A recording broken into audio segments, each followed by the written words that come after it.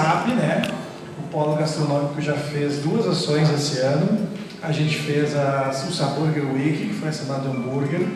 Depois, a Nelise, a gente fez o circuito da gastronomia germânica. 14 restaurantes prepararam pratos germânicos durante o mês de julho, para a gente homenagear a cultura alemã. E agora a gente se juntou com os 2 acampamentos farroupilhas de São Leopoldo. Então teremos 60 operações em São Leopoldo, 20 restaurantes, mais 19 piquetes aqui na feitoria, mais 28 piquetes lá no Parque do Trabalhador, todos servindo boia campeira, cada um à sua maneira, cada um à sua leitura, cada um com a sua característica. O Gustavo vai fazer. Já devo contar, já? Eu vou dar um spoiler, vai ter uma quiche campeira, tá? A partir do charque e do pinhão. E a receita doce, nós vamos segurar mais um pouquinho e ela vai vir na sequência. Eu já dei meio spoiler. Eu vou fazer um sanduíche de costela, que só quem é muito forte vai conseguir comer, porque efetivamente é a costela, 1 quilo no pão. Mas assim, mas é só de 20 com os filhos, com os netos, não tem problema. A gente usa a criatividade. Pode ser um family sanduíche. Cada um dá uma mordida. Então assim, divulgaremos agora de 13 a 24 de setembro. Teremos então, no primeiro momento, a gente convida vocês a irem aos acampamentos farroupilhas e degustarem as boias campeiras que eles preparam. E depois, quando acabar a semana farroupilha, de 20 lá, ou na última semana, vocês podem ir para os restaurantes e experimentar. Todos os restaurantes vão estar divulgados lá no Instagram do Polo Gastronômico. E cada um também, depois, a gente vai ter os vídeos das campanhas mostrando os pratos para vocês. E o desafio é, e a gente sempre tem um desafio, né? E acredite ou não, as pessoas adoram e fazem os desafios, né? Depois até eu queria que o Gustavo contasse um pouco dessa experiência que a gente teve da Semana Alemã, que acho que é muito legal a gente compartilhar com vocês, nessa busca que a gente tem, né, nesse olhar que a gente tem, que a gente às vezes acha que a gente não é uma cidade turística, né, e a gente está brigando, sempre dizendo para todo mundo que a gente é uma cidade turística. Mas o desafio será as pessoas que comerem 15 pratos diferentes nesses 16 dias, vão comer um costelão preparado pela gente da gastronomia lá no acampamento Farroupilha. E acredite ou não, acreditamos que vão ter pelo menos meia dúzia de pessoas. Porque a gente fez o circuito da comida alemã, que foram 14 dias, 14 restaurantes, e 5 pessoas comeram nos 14 restaurantes nos 14 dias. Conta um pouquinho para nós, que eu acho bem legal. Bom, a gente fez enfim, dentro desse desafio da gastronomia alemã, nós na Becker House decidimos trazer uma floresta negra, né? Que é o nosso bolo tradicional de cerejas e tal, né? A partir do cacau, enfim. E desenvolvemos uma receita genuinamente alemã e fizemos a devida divulgação dentro de todo, né, o circuito todo, e a gente se surpreendeu profundamente. Nós tivemos visitantes de Porto Alegre que não vieram exclusivamente para a Floresta Negra, mas fizeram um roteirinho do que queriam comer no circuito e disseram lá: eu vou a São Leopoldo comer Spätzle no restaurante tal, eu vou comer Floresta Negra no restaurante tal, eu vou, enfim, eles listaram o que queriam, né, e vieram de Porto Alegre. A gente teve uma divulgação bastante farta, né, e saiu na Zero Hora, saiu em vários lugares, né, o trabalho da Beth que está aqui. E nós nem sabíamos que tinha saído na Zero Hora, e quando eu recebi pessoas que disseram: ó, eu vi no jornal e vim aqui de Porto Alegre, eu disse para o André disse que veio de Porto Alegre e viu no jornal. Nem a Beth sabia, né? Depois a gente ficou sabendo, veio todo o clipe lá e a gente viu que tinha saído uma bela matéria na Zero Hora e que efetivamente essas pessoas viram, leram na Zero Hora e vieram até aqui. Teve um caso que foi uma pessoa que veio de metrô no dia da folga dela na Becker House comer Floresta Negra. Então assim, eu não estou puxando isso para mim. Assim que teve gente que foi no André por conta de ter visto aquele belo prato que ele fez lá, né? E assim foram em todos os lugares, né? Cada um com a sua peculiaridade.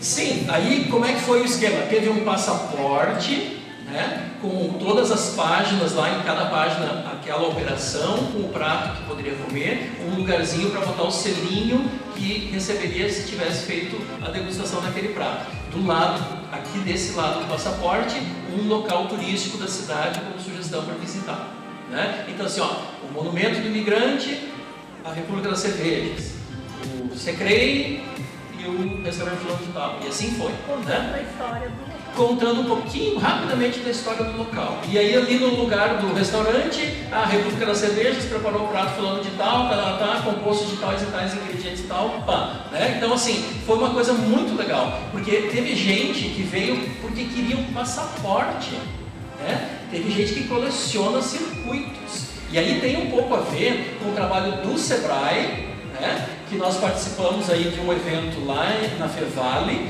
que foi também o fechamento de um trabalho muito sério, muito consistente, né? Que foi apresentado de um levantamento das 5 regiões do Rio Grande do Sul e as características delas no turismo. E uma delas, que diz respeito à nossa região, é o colecionador de pulseirinhas, que eles chamam, que é aquele cara que vai fazer os circuitos, né? Ele vai em tal evento, ele quer ter o circuito do Rock in Rio, o circuito do The Town, as pulseirinhas de cada um desses lugares. E os nossos circuitos estão dando a oportunidade de as pessoas colecionarem as suas pulseirinhas, através do carimbo, de um selinho, enfim, do passaporte. Isso foi genial, né, pessoal? Foi genial. O fato de as pessoas irem atrás porque elas queriam colecionar aquilo já era um presente, né? Já era um presente, independentemente do que eles tivessem degustado e em que lugar eles tivessem ido, porque isso também se torna secundário, né? Não foi na Becker, mas foi na República, ou vice-versa, foi em tal lugar. É valorizar a ideia, né? Porque a gente sabe que nem todo mundo consegue nos 14 lugares. Então assim, tenha ido em algum e enxergou aquilo, viu que está se trabalhando, que tem uma proposta que está no ar, né? E na próxima ela vai talvez conseguir fazer um roteiro melhor. O produto foi bem feito, né, Gustavo? Oi? E o produto foi muito bem feito. O produto foi muito bem feito, né? O produto no sentido da, né, a proposta toda. Pena que nós não trouxemos o passaporte, né? A experiência foi muito boa, né? Um passaportezinho, não sei porquê, né? Bordozinho, assim, a pessoa parece que estava entrando na comunidade europeia, né? Na União Europeia. Então assim, ó, todo mundo gostou, todo mundo curtiu e realmente foi muito legal. Então, fica o convite para vocês de 13 a 24 de setembro buscarem os acampamentos Farroupilha, buscarem os restaurantes, Becker House, República Cerveja, dentre são mais de restaurantes. Eram 14 no Germânico, agora são mais 20, né? As pessoas estão E na verdade também essa história nossa dos circuitos também virou um case muito legal, tá? A gente tem agora uma empresa que está entrando em São Leopoldo, né? E essa empresa se propôs a fazer um circuito para nós e bancar todo o circuito para divulgar o produto dela. Então, na verdade, é um case agora que a gente está até exportando, né? Vamos até ganhar um dinheiro com isso, graças a Deus. É uma inspiração, né? É uma inspiração. Que é uma inspiração. E depois, no final do ano, também a gente vai ter mais um ainda que a gente vai fazer um circuito da culinária italiana. E então vocês já fiquem todos sabendo dos spoilers dos próximos circuitos gastronômicos do Polo Gastronômico de São Leopoldo. Muito obrigado. Sim. Tem uma coisa que a gente trabalha no processo, que é a Carolina falou, só que eu percebo que tem um mundo assim, cada um com suas coisas. Qual foi o momento que vocês tiveram essa ideia? Como vocês se... A ideia dos circuitos nasceu com a Burger Week em 2017, já antes da pandemia, quando a gente teve a ideia de juntar o Rodrigão trouxe o passaporte, depois a gente passa o passaporte para vocês. Mas, na verdade, São Leopoldo já, até assim, vamos resgatar um pouquinho da história em homenagem ao pessoal mais antigo, né? São Leopoldo já teve o polo gastronômico, né? São Leopoldo já foi uma referência gastronômica em todo o Vale, com o polo gastronômico. Depois, o polo gastronômico, no momento, eles criaram até um selo de alimentação segura, né? O PAS, um pouquinho dos dois lados. Eu pego muito no pé da Lília e pego muito no pé do governo, né, por essas razões políticas que a gente fala, mas eu acho também que falta um pouco mais de persistência da gente chegar e realmente se impor com o que a gente quer para eles, né? Então eles estão na zona de conforto porque a gente deixa eles na zona de conforto. Então a gente tem que exigir mais do poder público, né? A gente tem que cobrar, a gente tem que dizer o que a gente quer, a gente tem que dizer o que a gente quer de cidade, a gente tem que dizer como a gente quer que faça as coisas. Hoje de manhã a gente estava... na verdade, não teve ninguém do Sebrae aqui, com uma palestra do Sebrae com os cervejeiros, né, lá na cidade de Novo Hamburgo, e o cervejeiro falou assim, o cervejeiro lá do Rio de Janeiro falou assim, não, mas vocês não fazem isso aqui? A gente falou, não, Ah, mas lá a gente pegou a lei e levou lá para a Câmara e obrigamos eles a aprovar. Então acho que falta também da gente isso. Agora a gente está começando, né, começando com cultura a entender o poder nosso da sociedade civil. Mas acho que essa é uma mensagem. A gente tem que começar a cobrar mais, né, das pessoas o que a gente quer, não só do poder público, mas de tudo. E o polo educacional, que é isso? Ele viveu um primeiro momento, né, isso acabou, acho que foi 2011, 2012, e agora aí com eu, o Gustavo, e a gente está com umas 30 operações, a gente está conseguindo retomar isso devagarinho, conseguindo fazer ações setoriais, e tem sido muito legal, né, a gente tem recebido muito feedback do público, e um dos feedbacks que a gente tem recebido do público é isso: eu pensei que vocês fossem concorrentes, vocês nunca iam fazer nada junto, né? E ao contrário, Elise, me desculpa, eu não sou tão desprovido assim de desapegado quanto tu. Eu acredito que existe concorrência sim, só que eu acho que a concorrência está naquelas pessoas que não querem somar contigo. Acho que a partir do momento que as pessoas sentam junto e conversam, aquilo deixa de existir uma concorrência, a gente passa a ser um trabalho unido. E concorrente, de uma certa maneira, é aquele cara que está querendo lá te copiar e não fazer e falar mal de ti sem estar sentado junto. Então acho que o legal da gente é que a gente tem sentado, conversado e bolado essas ações, e não só essas ações, a gente tem um projeto pronto agora para formação de mão de obra. A gente quer ensinar jovens carentes a um curso de auxiliar de cozinha, então a gente só está buscando agora uma forma de financiar isso, e a gente tem outras ações pensando, mas eu acho que o segredo é isso, né? A gente se unir, e acho que o Cultura está sendo uma grande oportunidade da gente também poder divulgar tudo isso que a gente tem feito, cada um no seu setor, e divulgar mais isso, né? Talvez talvez um elo que falta nos 2 passos a mais, talvez seja também os lojistas, buscar junto com a CDL, a gente buscar outras entidades também que venham para o Contur, né, e a gente possa ter o Contur como um grande espaço de diálogo e de trabalho para a cidade.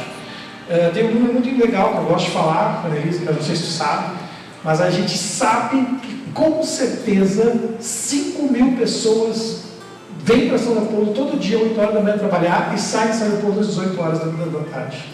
Então a gente tem 5.000 turistas todo dia na cidade.